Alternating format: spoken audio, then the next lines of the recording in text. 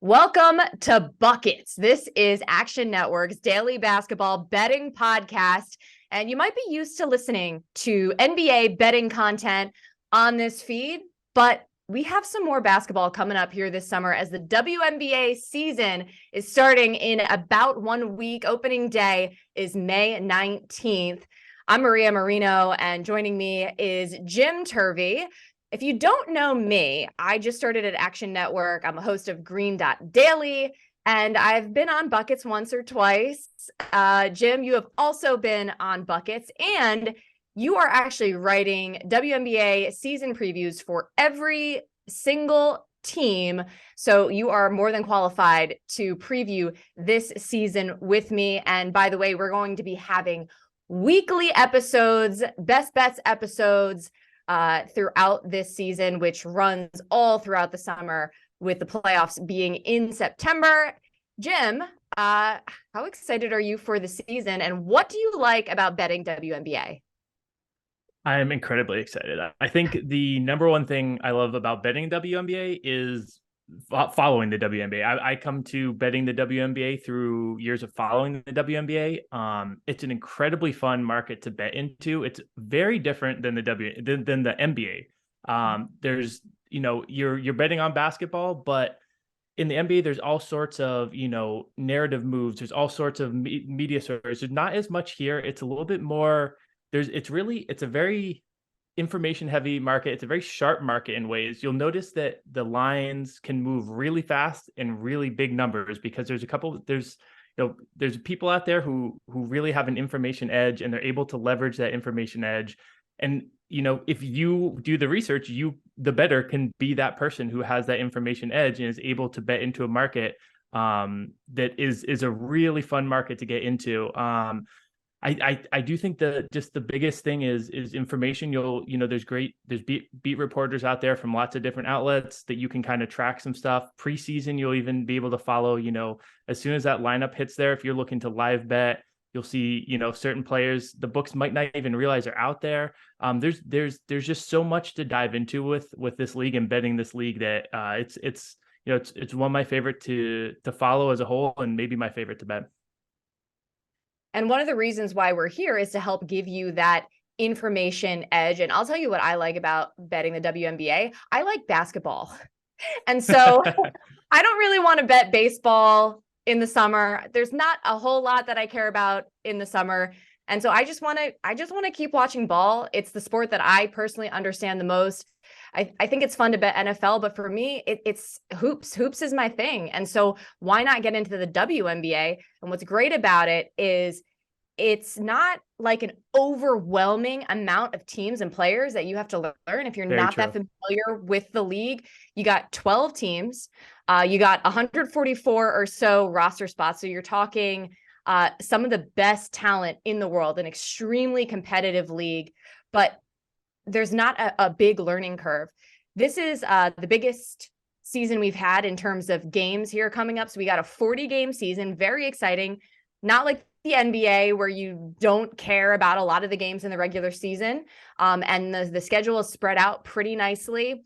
One other thing for people that might not be as familiar with the W that I think is important to note, and it might sound silly, a lot of people don't realize that the quarters are 10 minutes as opposed to 12 in the NBA. I've heard people be like, oh, why aren't there as many triple doubles in the WNBA? And I'm like, well, the games are 8 minutes shorter. That could be part of it. And one other note before we get into some of our bets and things that we're eyeing throughout the season is commercial travel is something to pay attention. So like when you are learning a bit about the league, you're following your beat writers, you're trying to look for some edge, take a look at who's on the road, who's traveling, because they are not flying charter as of yet. They did just pass a rule so that you will be able to fly private for back-to-back games. So that's one thing to note. But yeah, just some of those little rules, little differences between the NBA and WNBA that I think are important in order to become a sharp bettor in this league. And as you said, it's just super fun. So let me give a little bit of run of show here so everyone knows what we have going on. We're going to talk championship odds. we're going to talk about a little thing called the Commissioner's Cup, which is a newer phenomenon in the WNBA. And we're going to get into awards. MVP and Rookie of the Year are out. We have team win totals and teams to make or miss playoffs. So I'm thinking, let's just jump right into it. Championship odds, Jim. If you're not familiar, there has been a crazy offseason in the WNBA. I mean, an insane amount of player movement. Free agency has become pretty nuts. And we've seen basically two super teams emerge in the Aces and the Liberty. Aces obviously are the defending champs. Liberty have never won a championship. They're one of the original franchises. So pretty exciting to see a contender emerge there, adding Brianna Stewart, adding Jonquel Jones, adding Courtney Vandersloot. These are some really, really big names. And so no surprise, Aces are the favorite. Libs are a close second. Now on the Buckets pod a week or so ago, I gave out a little sleeper of my own, which is the Mystics. They're at about plus 1,400. I like them because they have a former MVP in Elena Delle Donne. And so I just really like the value there. Who would be potentially your sleeper, Jim? Yeah, this is a tricky one because, like you said, I mean, there are really two teams that are head, shoulders, chest, torso. They're standing a whole. They're standing on ladders. They are they're two of the most talented teams roster wise. We need to see how the Liberty come together, but roster wise, we've seen the entire league. You know, you go back to like turn of the century Houston Comet teams to get to kind of equal rosters to what we're seeing now. And the fact that you have two of them. So even if, you know, one of them maybe doesn't come together as well as you imagine, there's a whole nother team that's there. So it's really hard to find a sleeper in this championship market. The only team that, you know, really catches my eye, it's a team that was the best regular season team last year. They had the best net rating.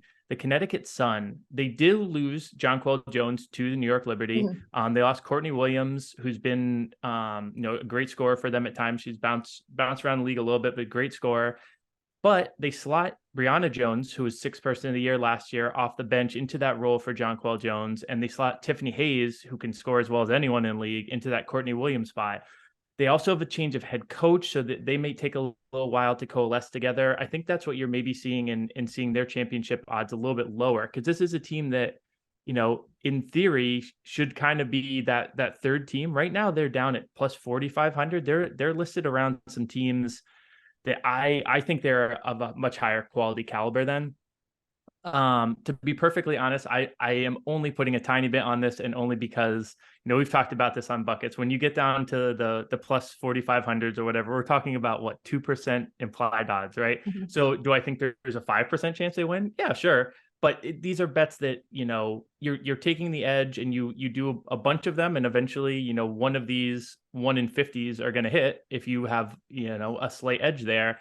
But I tend to not go crazy in terms of how much I'm playing on that, just because it makes your bankroll management a little hard. If you're going through all these long shots, you have to have really patience and know that you have your edge there. I do think the Sun are the team that jump out to me there, just because they have the continuity in players, and they have, you know, incredibly talented roster. I didn't even mention Natisha Heidemann, DeWanna Bonner. They really have a very talented roster. And are coming off a good season. I think they're a little low in the odds rankings right now. I think it's a great point. And that might be just because of the uncertainty at head coach, losing Kurt Miller, bringing in Stephanie White, who's, you know, first year and a little bit unproven. Now there is a bet available on FanDuel, which is, by the way, our sponsor. And it's Aces or Liberty at minus 650 versus the field at plus 400. Really interesting. And I feel like this just goes to show that the general consensus is that these two teams, as you mentioned, are really the teams to beat and are highly expected. One of them are highly expected, you know, to win it all. Do you look at this bet with any interest? Yeah, a little bit. It's the tough thing about laying. So the number is minus 650 on the New Yorker Liberty, which if you go into the Action Network odds calculator, you can figure out the implied odds there. It's about 87%, which is, massively high number when you consider you get all the 10 other teams if you're on the other side of this. If I were, if it didn't affect my bankroll or how I was going to play on the day, I would actually be on the Aces and Liberty in this side of things. I really do think, like we talked about at the beginning, the fact that there's two of these teams, so that if one team, goes a little bit awry, if there's some injuries, the other thing we didn't talk about yet, these are two incredibly deep teams, especially the Liberty. The Liberty go like 1 through 9 of really high quality players. Like they can sustain an injury or two and still, I think, be the best two teams in the league. So to me, I'm probably not going to bet it, because betting on minus 650 that's not going to pay out until October and have any actual benefit to your bottom line is tough. It's tough to do, but I think strictly by numbers, that's what I'd be on. But I'm curious your thoughts, because I know the Mystics are that third team. So does that intrigue you about the field? It doesn't intrigue me enough, I don't think, to necessarily bet the field. I feel like the odds are just like, I might as well just bet the Mystics then I agree to win 100%. It all, as opposed to a plus 400 bet on the field. But the Aces and Liberty also just incredibly well coached, two championship coaches in Becky Hammond and Sandy Brondello. And so it's their chip to lose. But there is another thing we can bet on, which I mentioned, and that's the Commissioner's Cup. So this is, even if you're familiar with WNBA, this is newer. This just started last year. And it's essentially that a handful of games throughout the season are considered Commissioner's Cup games and sort of count toward this record of being able to play in the Commissioner's Cup. And the top two teams will, play each other kind of like middle of the season. Kind of interesting. NBA has been toying with this idea as well of having like some sort of a mid-season tournament. And what the motivation is for teams in the W is money.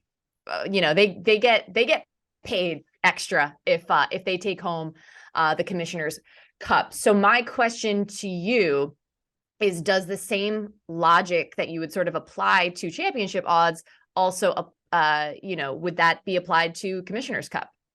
Because if you look at the odds, Jim, sorry to cut you off, but they're quite similar. They're like, if you look at all the teams that are listed, they're quite similar to championship odds. Yeah, I think it's a great question. And I do think that you can look at this a little bit different. It's to me, it's not just another way to bet the championship. To me, so this is, it's not quite the same as if some people are familiar with soccer, like they may think of it like that. It's woven into the schedule. So these are games that are in their regular season, but they just have like a little, discounts for a little bit more. I don't think it's taken hold to the point where teams are really paying an extra amount of attention to these games. So I actually think that there's a little bit of an edge looking for long shots here. And so I'm going to go back to the well here. The Connecticut Sun, once again, are plus 4,800. For me, this is a team that I see as the maybe third, fourth, fifth in that tier of team to get plus 4,800 on them. Now there's 10 games. So each team has 10 Commissioner's Cup games. So in that case, there are it's enough of a sample that you're probably going to get the best two teams. But I went back and I looked, and in 2021, we got the team that finished the year in fourth place actually was in the Commissioner's Cup final. So if you're a team that, is close enough in the standings that you are able to win several of these, you can find yourself in this championship game. And then it is its own thing. And I think that the players, they're playing for money, they're playing for another type of championship, but you never get the Sun plus 4,800 in a game versus either the Liberty or the Aces. So I think that there's definitely a little bit of an edge there to bet those long shots, just because there's a little more variance in this than there is in the actual title odds, in my opinion. Well, just to button this up in terms of our title favorites, I'll just say this, as far as who really is going to take this thing home, I am slightly higher on the Liberty right now than the Aces. Maybe not to start the season, but as a whole, I feel the Liberty might have an edge in the block with Jonquel Jones and Brianna Stewart. And it's just really hard for teams to win back-to-back championships. Hasn't been done since 2002, so over 20 years. Do you have a preference just on either of those teams straight up? No, I'm with you 100%. And I think you pinned down two really big factors. I think that going back to back is, the Liberty, they had a great season. They reached the playoffs last year. They didn't have to go through that grind that the Aces had to.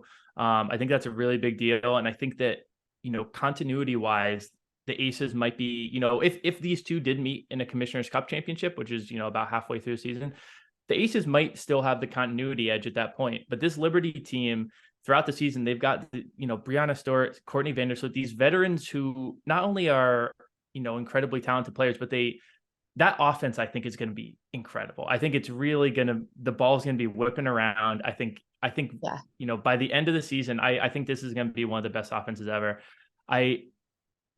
It's hard to bet against what we just saw out of the Aces last year, but if we did zoom ahead to the finals and we do get this matchup that we foresee, I'm right there with you in kind of giving a slight edge to the Liberty at this point.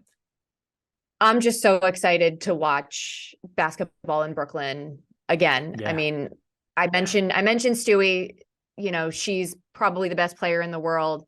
Sabrina Ionescu was already here. She is a great, filler up of the box score, just trends toward triple doubles.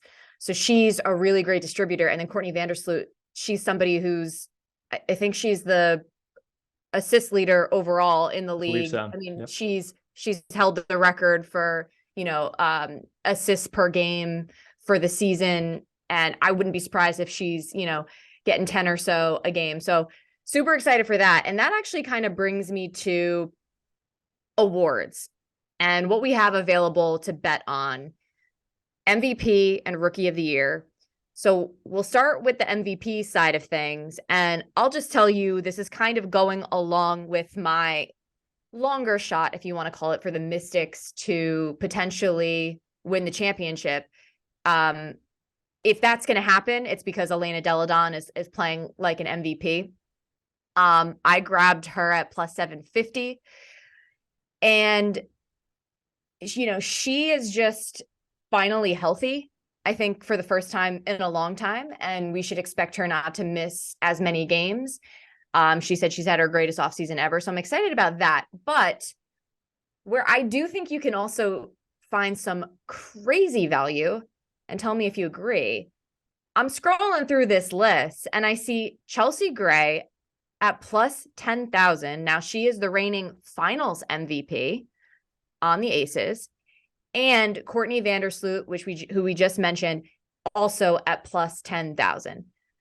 I'm not saying that I would necessarily expect Sloot in particular. I think I would expect maybe Chelsea Gray more, just because she was clearly, there's a reason she was finals MVP. She made everything go on that Aces team. And you're talking about plus 10,000. Give me some. Yeah, no, that's a great look. And this MVP market's really interesting. You had a note here talking about how, it's usually best player on the best team. And that's really well and distinctly put. And so I'm looking in kind of the same world you are. Is I'm looking at it teams that I think can finish in the top 3 or 4, and I'm looking at their best player. So yeah, I really Elena Delle Donne. She is coming off a season where she had a little bit of the load management. She wasn't always playing back to backs. She is saying that she is as healthy as she has been since her MVP season. This is a player who's done this before. If we see a full season out of her at a full minutes load, she's going to put up some pretty crazy numbers. So I like that look. I would shop around, but that's one other thing in the market is with WNBA, because there is less information as a whole. You can, if you shop around in this market, it's maybe even more important than any other sport, because you can find some crazy numbers here that don't look like numbers at other books. So there's some good numbers out there for Elena Delle Donne as well. The names that jump out to me, like I said, the Chelsea Gray look I like. Jonquel Jones is a former MVP. We're only 2 seasons removed from her being an MVP, and she's going to be on this Liberty team, and she's at plus 3,500. So that's another one that caught my eye. Some real long shots if you just want to do, a dollar donating to your book. I don't see it happening, but I just think that these names are too far down the leaderboard, if you will. Brianna Jones in Connecticut, I think she's gonna have a monster season now that she's in the starting lineup. Jewel Lloyd is actually my pick to lead the league in scoring. So I don't see the Storm finishing honestly in the top 10 even. But if she just goes out and has an unbelievable season where she's leading the league in scoring by 3 or 4 points, she might get a look. And you can kind of build that portfolio. If she's sneaking in the top 5, then you've got that piece you can bet with later. And Kalia Copper, kind of same deal. The Chicago Sky are an interesting team.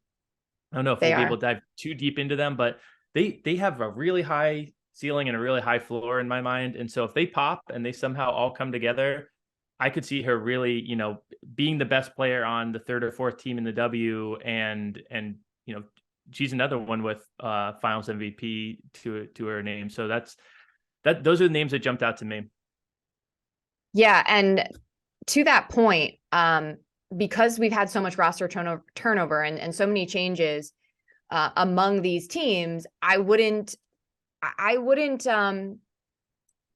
discourage anyone from waiting a little bit, like maybe first week or two, see how things are going. It's not like you necessarily, I have some bets in mind that I just gave, for right now, but also for some of these teams with more question marks, like the Sun or like the Sky, I think you could still find some value early in the season. And then to the point that you made about like the note that I have as far as like often best player on best team, because what it comes down to is like there'll be someone who's having an amazing season, right? And the numbers are there. And then the question will be like, well, but is it translating to wins? Is their team winning? And so there's always that. I think last season we had a bit of an MVP battle, if you will, between Asia Wilson and Brianna Stewart. And some people, just because they were looking for an edge for one or the other, were saying, well, Asia's on a better team, but didn't end up hurting her in the end. She ended up winning the MVP. So can I get one final note on that? I thought you made a great point there, that a lot of these futures, I don't know if we'll see win totals up throughout the season. These awards markets, I would imagine, are up through the season. So that's a really good point by you, that like, we want to get some bets in now, have some fun, but have some patience with these as well, and see how things are transpiring. And that's a market you can play with through the whole year. And I think the production of some of these players will be a talking point when we get to win totals in just a moment. But quickly, we do want to touch on Rookie of the Year, because this is interesting. As far as I know, we've never been able to bet on this before.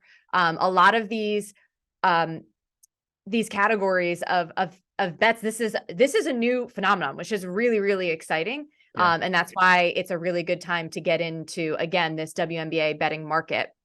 So Rookie of the Year, Aaliyah Boston was the first overall pick going to the Indiana Fever, and she is the favorite. Similar to what we discussed with MVP, I don't see the Fever racking up too many wins, and I do wonder how that might affect how we view somebody like Aaliyah Boston. What I do find interesting, and it's, the odds aren't crazy, but Diamond Miller at plus 310. And so she got drafted to Minnesota, and Minnesota is in a real sort of retool type situation, losing Sylvia Fowles, who was one of the greatest bigs ever, retiring after like what's sure to be a Hall of Fame career. And it just seems like Miller is going to get the most opportunity to actually play. So as I mentioned earlier, so few roster spots in this league, an incredibly competitive league. You sometimes have first round draft picks that are cut, that are not even going to get playing time.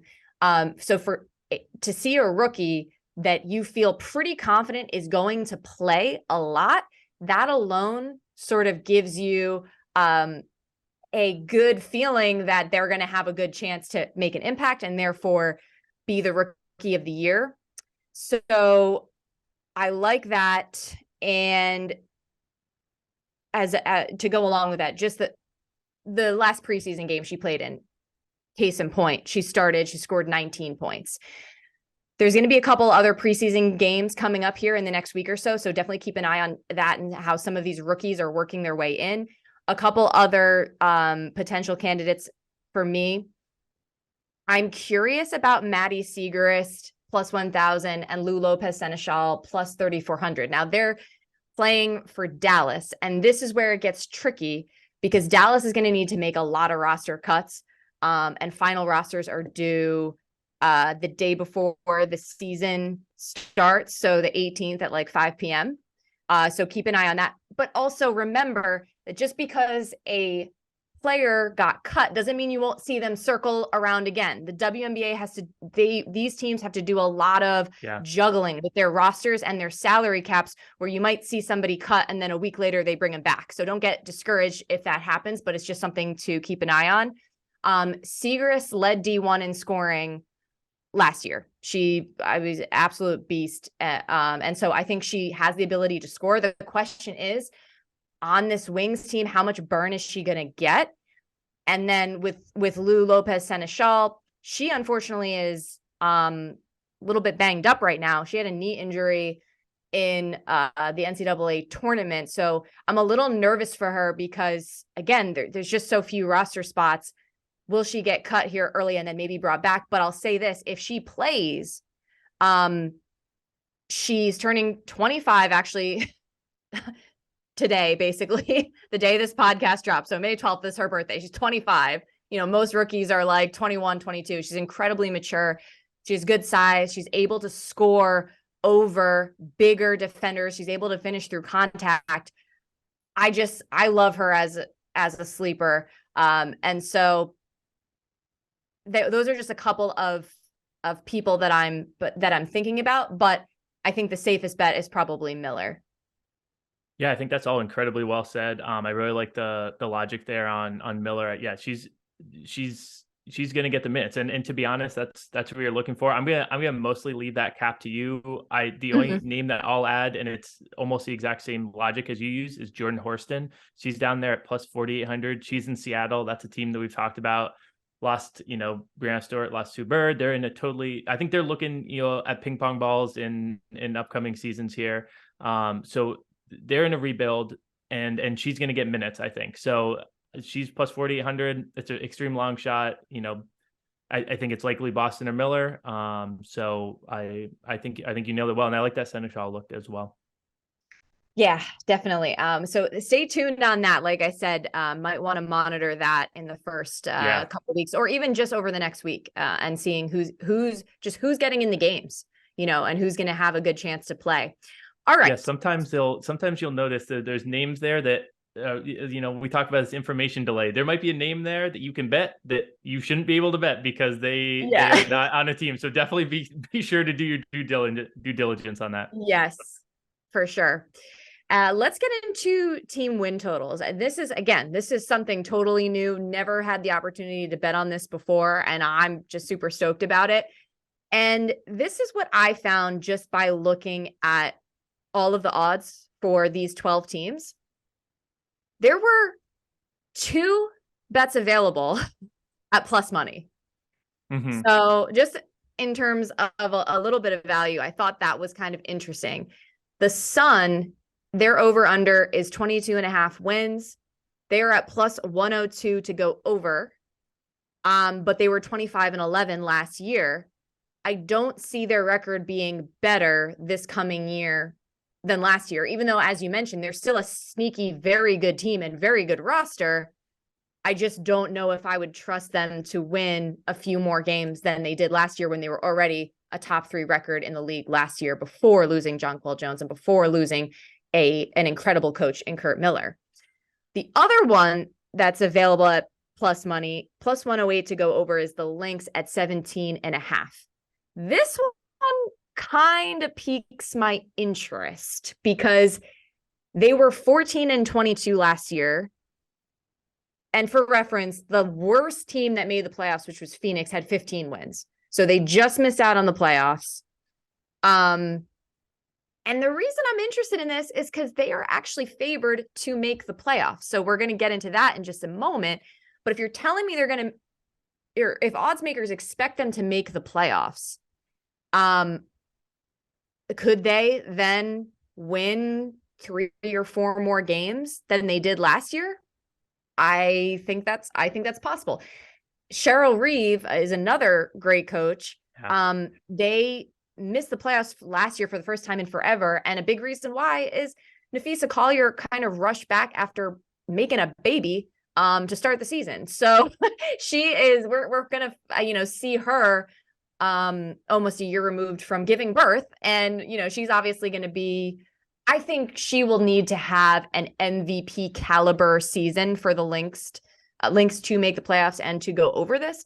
But I'm intrigued at it. I'm not 100% on that yet, but it's one of the few that you're going to get plus money on. And I got one more, Jim, that I actually do like. And again, it's my Mystics to go over 24.5. Now, again, last year's record, 22-14. Della Don, as we mentioned, was not fully healthy. She was load managing. She wasn't traveling most of the time. She only played 25 games. So if she's playing the majority of the games, can they win 3 more? I think so.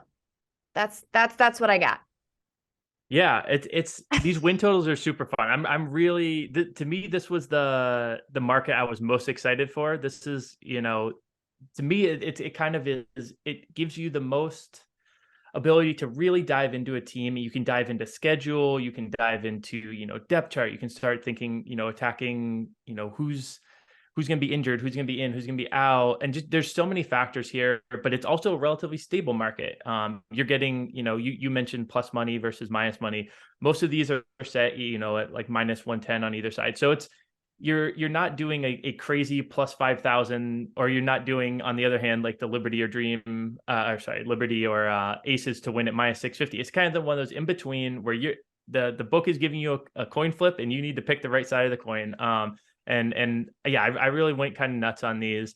I do like that Mystics. I like that Mystics over. That's one of the plays that I landed on as well. I do think Deladon is going to be in better shape. I think they did a great job managing her load last year, and they brought in Brittany Sykes, who I think is going to be an incredible fit between Natasha Cloud and Ariel Atkins.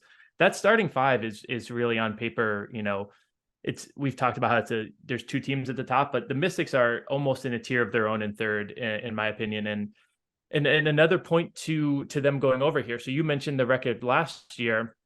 So they had 22 wins last year, but we have to remember that they get more games this season. They played 36 games last season. So if you just, split those extra 4 games and they went 2-2, now we're sitting at 24. Now we just need that one extra win to get over the edge there.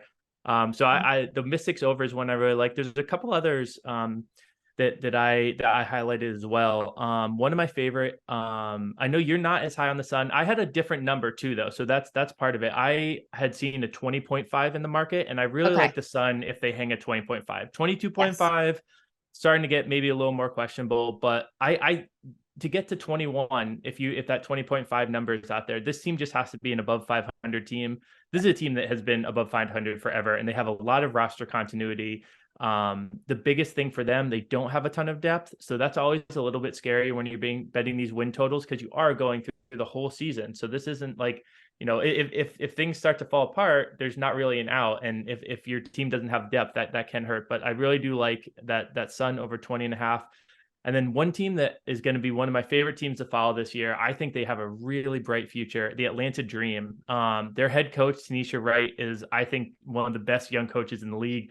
They have incredible front office, just top to bottom. They have a really good, I'm not a huge vibes person, but the vibes down in Atlanta are really good right now. The reigning rookie of the year, and Ryan Howard, really had an awesome year. She looks like she's one of the young stars of the league. I think we could see that's a player who, we might not even get into like player props and stuff today. I'm going to be looking at her player prop early, both points and threes. I think she really did a lot in the second half after the All-Star break last year.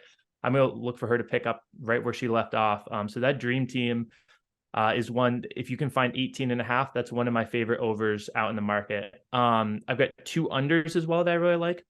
Seattle Storm. We've talked about them time and time again in this podcast. They're losing a lot of players, and I think they're looking to the future right now. I want to wait on this though. So I did see a 14.5 out there, but there's a big pivot piece in my mind is Gabby Williams. She's playing in Europe right now, and we haven't touched on this yet, but there's a prioritization rule going into effect this year, where if players are playing in Europe and their season is going on past a certain deadline in terms of the WNBA, they have to say they can't come play in the WNBA. They have to prioritize one or the other. And if Gabby Williams' team loses on Saturday, she will be able to come over to the W. If she wins, that's one of their best players is not going to be there for a season. So if she officially can't come to Seattle, this under is maybe my favorite bet of all of them. If she comes over, that she's a really good player. That suddenly makes this an interesting bet. So I'd wait on that, but that's what I'm looking at. And then just finally the Wings, I'm looking at under 20.5. This is a team that has improved for 3 straight seasons, but they made a lot of changes in this offseason, and I don't know if I loved all the changes they made. Arika Gumbawale is one of the best players in the league, but they kind of tore things down around. Let me phrase that differently. They didn't tear things down around her, but they got rid of Marina Mabrey, and they brought in, they got rid of Alicia Gray, and they brought in a lot of younger players. I think they have a vision of building around Agumbawale, Tierra McCowan.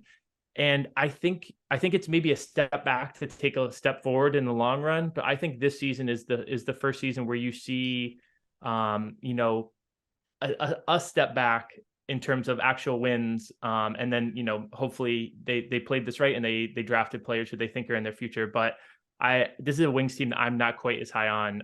I could see them very easily finishing below 500. Wings are definitely hard. It's hard to predict right now with them. And that's why, again, I think I'm going to wait and see a little bit on them as well. But you mentioned the Storm, and we are going to just kind of segue here into teams to make or miss the playoffs, which I find a little bit more difficult to predict. But with the Storm, I don't know, even with Gabby Williams, I don't know how much I trust Jewel Lloyd. I think she's a great talent, don't get me wrong, but even with the likes of Sue Bird and Brianna Stewart on the roster with her, she has been inconsistent at times with her scoring output. And I just wonder what the identity of the Storm is going to be right now. And the reason that this sort of brings me to teams to make or miss playoffs, first of all, this is not offered for every team. So you can't bet on the Aces or Liberty, big surprise, to make or miss the playoffs, nor the Mystics, which I think is also telling. But of the remaining 9 teams, the odds makers, basically what they're telling you is that the 4 teams that will not make it are Fever, Sparks, Storm, and Sky. So just to clarify, we said 12 teams in the league, the top 8 make the playoffs. Yeah.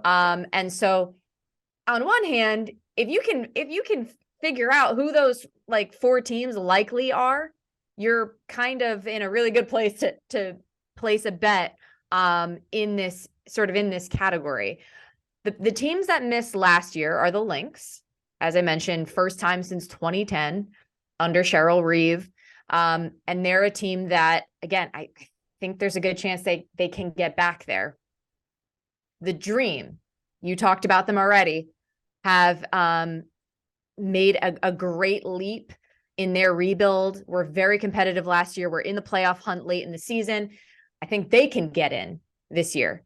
Now the Sparks missed the last 2 years, but they're the ones that are bringing in Kurt Miller, who left Connecticut. He's got a ton of playoff experience. I think that immediately makes them a threat. So I kind of like them to get in. And of course the Fever, I think they won 5 games last year. They're going to be better, but I still think with such a young roster, and it's really hard for rookies in this league. Let's be honest, and having so many just young players, I wouldn't be surprised if, again, they don't make it. So, but yeah, as far as those odds are telling you, there's a good chance, the Storm don't make it, and the Sky, you mentioned them earlier. We have to see kind of what they become. Yeah, this is we talked earlier. Well, I'll say two things. First, I want to say that I think you said something very prescient in there about this is a hard market to read, and I think that's especially true this season. I think there's we have our two teams up top, and I'd even put the Mystics. There's a reason that you can't bet them to make the postseason. They kind of feel like a lock, and then you have, I think, the Fever at the bottom. Then you have a whole lot of teams that we've said it time and time again throughout this podcast. We kind of want to wait 2 weeks to see, because it's like a big squishy middle, to be honest. And I think that we can leverage the books in the sense that one of the bets I actually like here, if Gabby Williams comes back, is the Storm to make it at plus 750. Because even though, again, I do see, to be honest, I see them as the second worst team. I bet they're under in the last segment. So it seems crazy. But to me, there are more unknowns than knowns in that squishy middle this season. So if you're giving me a plus 750 number, or on the other side, a Wings to not make it plus 600, we suddenly, there's a lot of unknowns that we can kind of leverage against the books. You can also check this market against the win totals. They don't always match up perfectly. And you can kind of see, maybe there's a team who is listed really, really high to make the playoffs, but their win total is low. Then you can bet the no, and you can kind of leverage the books off of each other.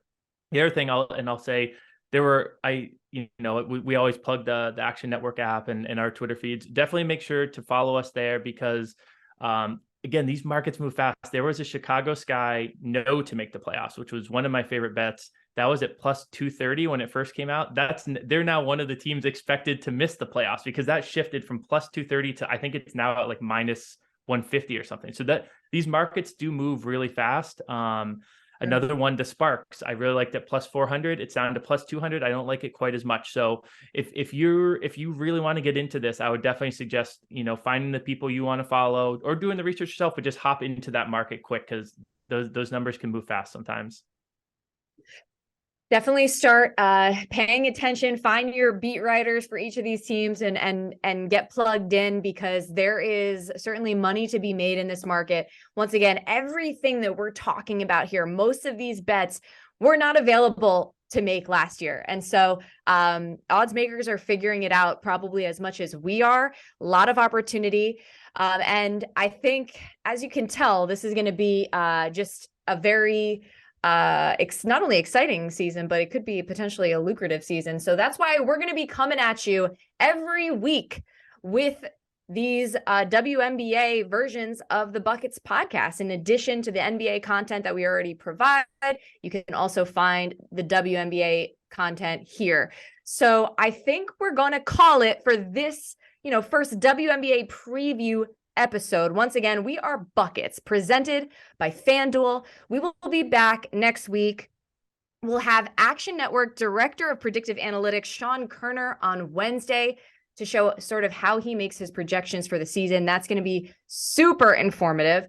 And then we'll be back with a Best Bets episode for opening night, May 19th. Our Her Hoop Stats analyst, Dano Matayo, will join me, and we'll get you some best bets for opening night. And then we're going to be off and running for this season. If you haven't yet, make sure you download our award-winning Action app. Rate and review this podcast if you get a chance, 5 stars preferably. And you could win some Action swag or a free subscription to our Action Pro account.